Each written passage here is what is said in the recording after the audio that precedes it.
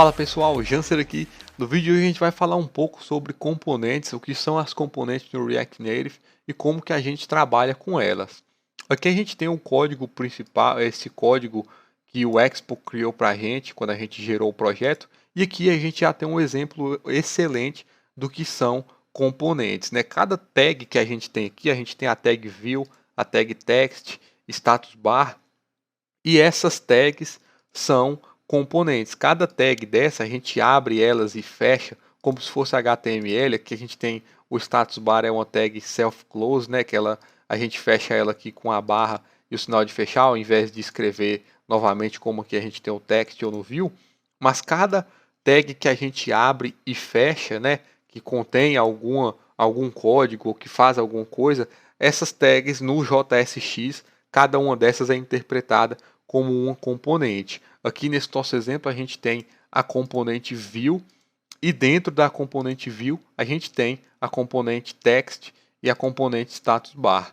Então aqui a gente já foi demonstrado, né, que você consegue colocar componentes dentro de componentes, né? A gente tem a componente principal, que é esse view, e dentro dele a gente tem mais duas componentes. Aqui eu vou adicionar um botão, e com esse botão a gente pode ver, né, o botão também é um componente, é um elemento da nossa tela. Então cada elemento que a gente tem na nossa tela é interpretado, né, como uma componente.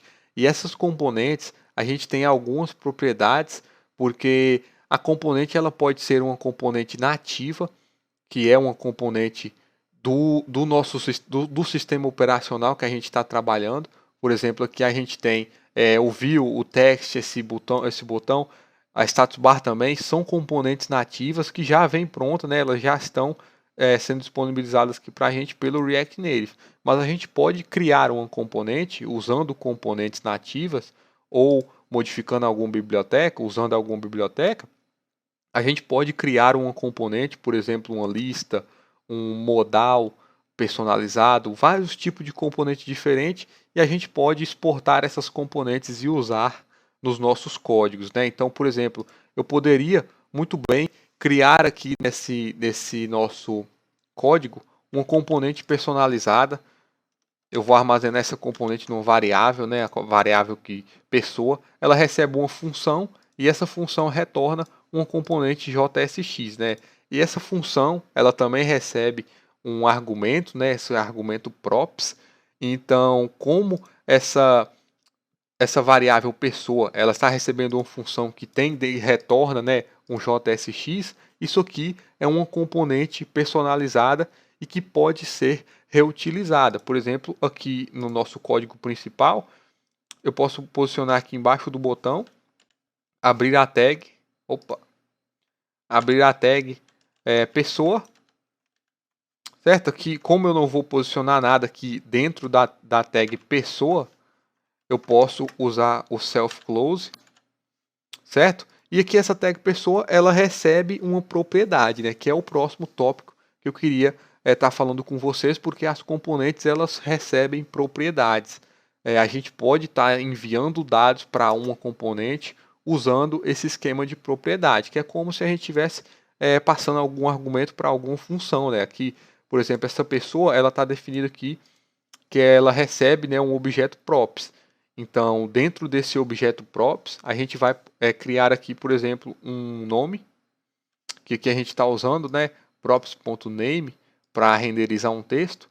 Então, aqui se eu crio a propriedade name, ela vai receber um texto, por exemplo, Alex, e que ele vai renderizar. Oi, eu sou props.name, né? Esse argumento props, ele é um objeto. Então, eu posso passar aqui nome, posso passar sobrenome e renderizar aqui também, né? Espaço. Aqui a gente usa as chaves props ponto sobrenome.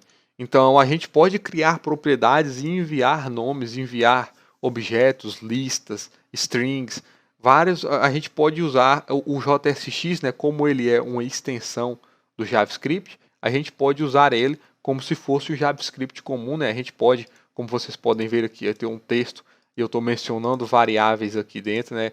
essas variáveis de um objeto props. Então, o JSX que nos permite fazer isso.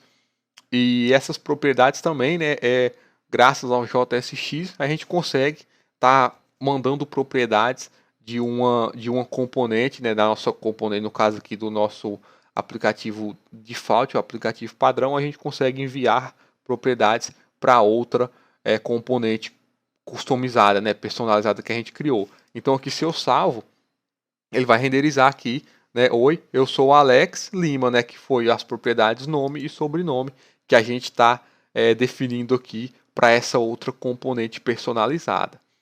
E o último tópico, né, que eu queria falar aqui com vocês é sobre o state, que um exemplo de state que a gente pode estar usando é com o hook use state, mas isso é um tópico bem avançado, eu vou deixar aqui para você somente a ideia. Porque o state, quando a gente usa ele, né, com o hook use state, ele vai basicamente armazenar informações em cada componente, e quando essas informações forem alteradas, ele vai renderizar novamente a tela.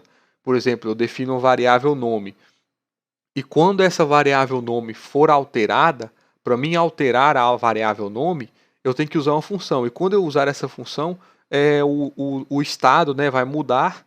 E com a mudança desse estado, desse state, a nossa aplicação ela vai renderizar novamente, né? Ela vai aparecer na tela o que essa mudança, né? O que mudou vai mostrar na tela. Um bom exemplo é quando você vai digitar algum texto. Por exemplo, eu tenho um input de texto, uma entrada de texto onde o usuário vai digitar e eu quero que tudo que ele digita seja mostrado dentro de uma tag text como essa. Por exemplo, aqui eu vou digitar um nome aqui de usuário e eu quero que esse nome de usuário apareça aqui no lugar desse Hello World. Para isso acontecer, cada tecla que for apertada, né, pelo usuário vai causar uma alteração no valor da variável e cada vez que essa variável trocar de valor, o state vai perceber e vai renderizar novamente, mostrando na tela que foi feita a alteração. Então, basicamente é isso que eu quero trazer para esse vídeo. É bem uma introdução mesmo, é bem o básico.